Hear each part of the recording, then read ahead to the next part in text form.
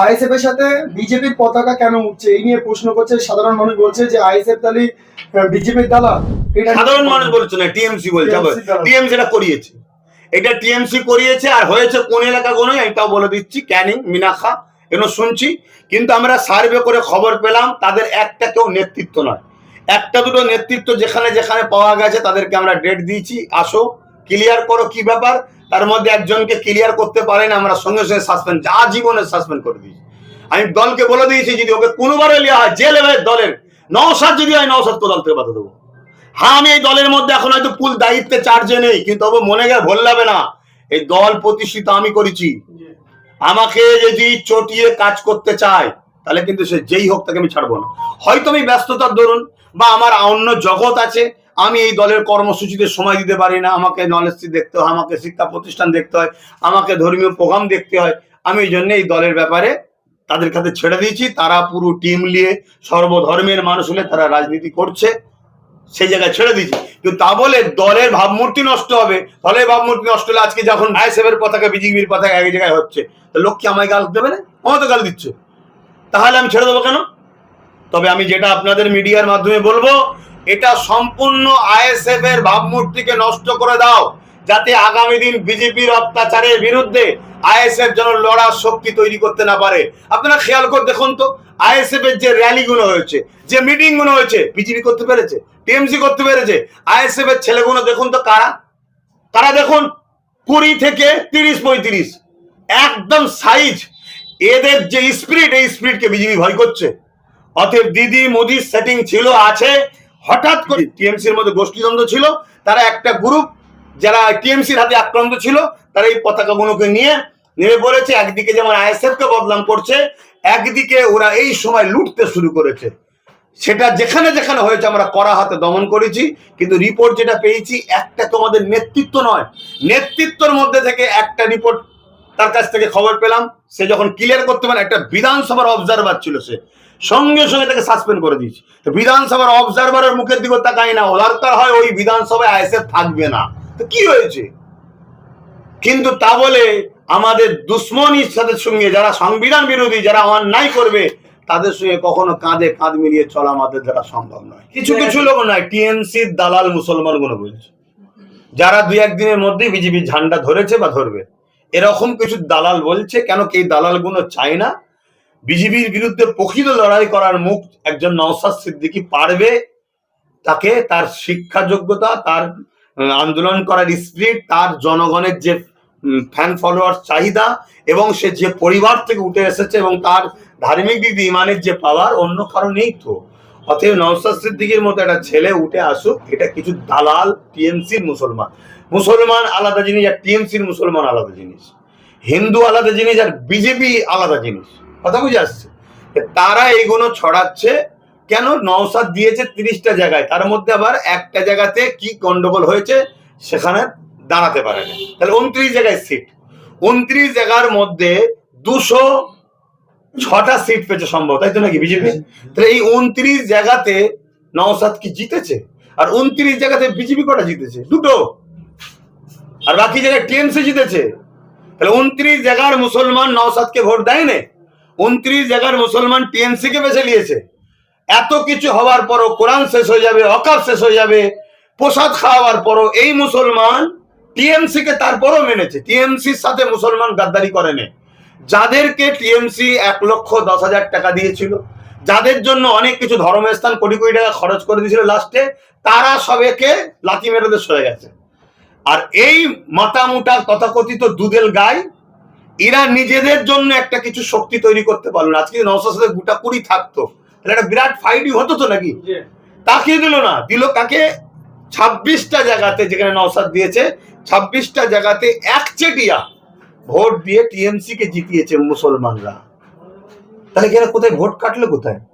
এটা তথাকথিত শুধুমাত্র মুসলিমদের কাছে সেই বিগত দিনেও যেমন বুঝিয়েছে, যেমন বিগত দিন বুঝিয়ে আসছে। আমার বাড়ি কেউ একজন বলেছে নওশাদের সাথে গুজুর গুজুর করছিল, এক গুজুর গুজুর ভাষাতে সব চিৎপাত হয়ে গেল মুসলমানের ইমান, তাই নাকি? তাহলে নাও চলো, আর দেওয়া যাবে না নওশাদকে রাতারাতি সব আর ভেল পেটে না, এই রেজাল্ট আমাদের হওয়ার কথা নয়। আমি আমার কথা বলছি, আমার বিশ্বাস ছিল 15-16টা আইএসএফ পাবে, এই যে এক বক্তব্য ভাইরাল হওয়াতে ব্যাস চিৎপাত। যদি আজকে নওশাদে 15-16টা হতো, এই মুহূর্তে নওশাদ ঢাল হয়ে দাঁড়াবার জায়গা কিন্তু চলে যেত।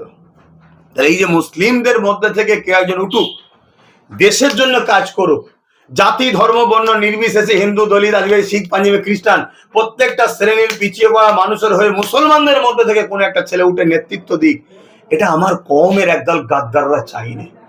না হয় যে 9টা জেলা, কম বেশি 9টা জেলাতে আইএসএফ কোনো প্রার্থী যায়নি, কোনো প্রচারে যায়নি, সেখানে টিএমসি 0, একটা সিট জিততে পারে না, তাহলে নওশাদ কোথায় ভোট কাটবে?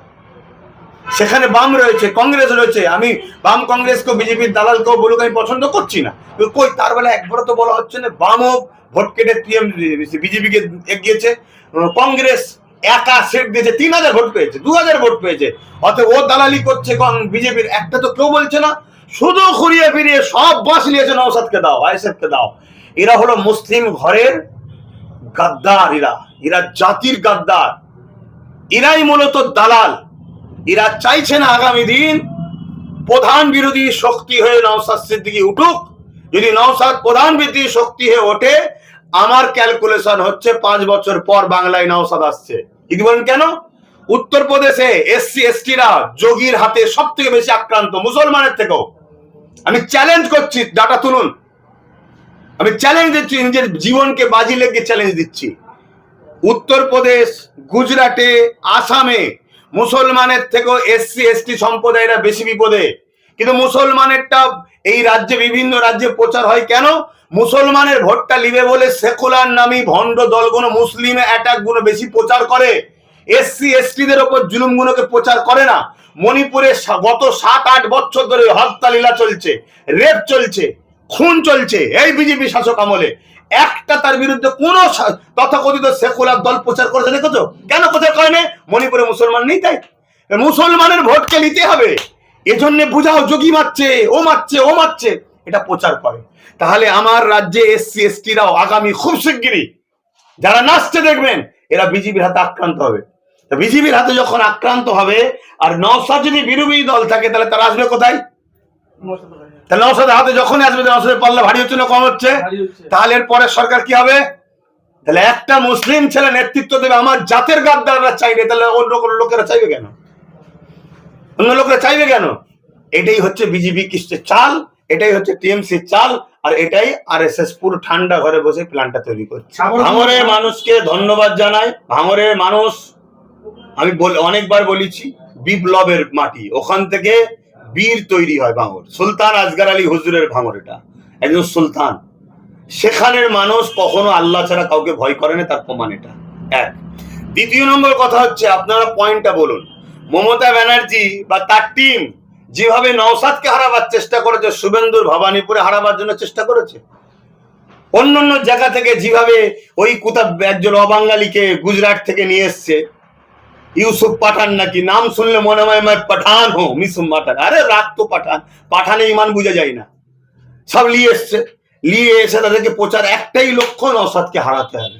তো নওশাদকে হারাবার জন্য যেভাবে চেষ্টা করেছে, 77টা থেকে কমিয়ে 7টাও কমসে কম কমাবার জন্য চেষ্টা টিএমসি করেছে। অভিষেক কি বললো? যে এই রাজ্যে এই কি বলে, একটা সিট হলো আমাদের বাড়বে, 14 জায়গায় 15 হবে। সেটা কোনটা? নওশাদ, ভাঙড়। তাহলে এদের সবার টার্গেট ছিল এটা।